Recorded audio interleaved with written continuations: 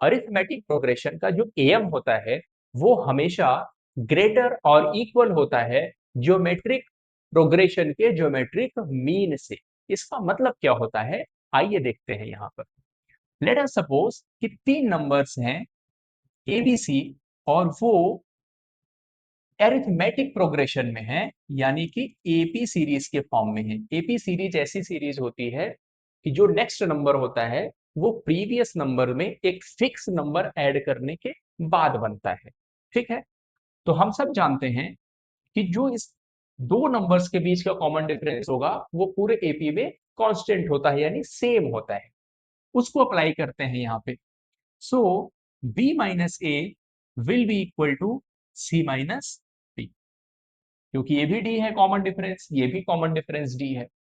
यहां से हम इसको रीअरेंज करेंगे तो हमारे पास होगा 2b is equal to A plus C, और again further b is equal to A plus C whole by 2। यही जो b is equal to A plus C whole by 2 है, इसी को हम बोलते हैं एरिथमेटिक मीन। अगर हम ज्योमेट्रिक मीन की बात करें, so again further we will take A B C, this time ये तीनों नंबर जीपी में है, यानी ज्योमेट्रिक प्रोग्रेशन। और ज्योमेट्रिक प्रोग्रेशन कैसे बनता है कि जो नेक्स्ट नंबर होगा वो प्रीवियस नंबर में एक फिक्स नंबर का मल्टीप्लाई करने से बनता है। सो वो जो फिक्स नंबर होता है मल्टीप्लाई करने के लिए, उसी को हम कॉमन रेशियो बोलते हैं। सो कॉमन रेशियो पूरे जीपी में सेम होगा। So we can write b upon A is equal to C upon B. यहां से अगर हम क्रॉस मल्टीप्लाई करें तो हमारे पास होगा B square is equal to A C, further b is equal to under root of A C, और यही जो b होता है इसी को हम बोलते हैं जियोमेट्रिक मीन। तो अब हमारे पास दो कंडीशंस हैं कि ये जो एम होगा यानी एरिथमेटिक मीन, वो हमेशा जीएम से या तो बिगर होगा या उसके इक्वल होता है। तो ये होता कैसे है, नेक्स्ट हम इसी बात को डिस्कस करने वाले हैं। सो एक बात तो हम सभी जानते हैं कि अगर कोई दो नंबर ए और सी का डिफरेंस ले लें और उसको स्क्वायर कर दें तो वो हमेशा या तो जीरो से बड़ा होगा या जीरो के इक्वल होगा। जीरो से बड़ा किस कंडीशन में होगा, चाहे ए बड़ा हो या सी बड़ा हो, चूंकि यहाँ पे स्क्वायर लगा हुआ है तो इन दोनों का डिफरेंस हमेशा पॉजिटिव में होगा। दूसरा, इक्वल कब होगा, इक्वल तब होगा जब ए और सी दोनों इक्वल होंगे। ठीक है, इसको हम फर्दर एक्सपेंड करेंगे तो हमारे पास होगा A square plus C square minus 2ac greater than is equal to 0।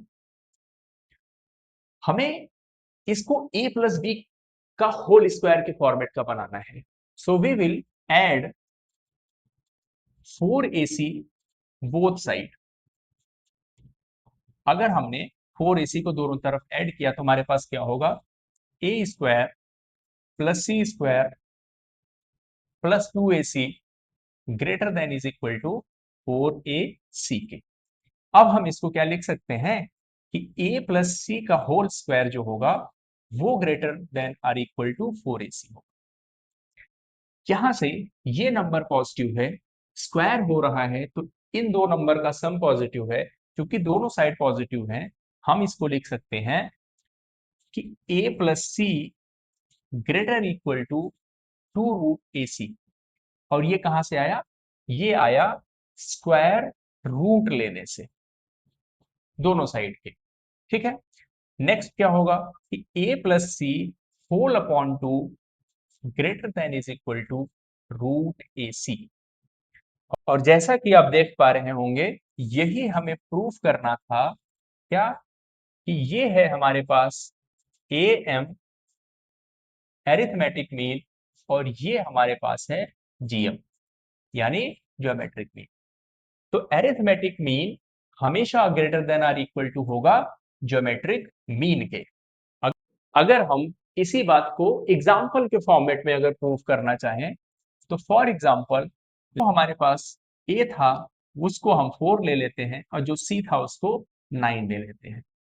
तो जो हम एम निकालेंगे एरिथमेटिक मीन वो क्या था, A plus C whole by 2। So 4 plus 9 by 2 which means it is 13 by 2 और 13 बाई 2 की वैल्यू होती है 6.5। अब अगर हम जीएम निकालेंगे ज्योमेट्रिक मीन को तो वो होगा under root of 4 multiply by 9 which will be under root of 36 जिसकी वैल्यू होती है 6। तो हम क्लियरली देख पा रहे होंगे कि हमारे पास जो एम की वैल्यू है वो बिगर है जीएम से। So this was all about to prove that m arithmetic mean will always be greater than or equal to geometric mean। आप देख रहे हैं अम्बरीश मैथ्स एकेडमी। बहुत बहुत धन्यवाद।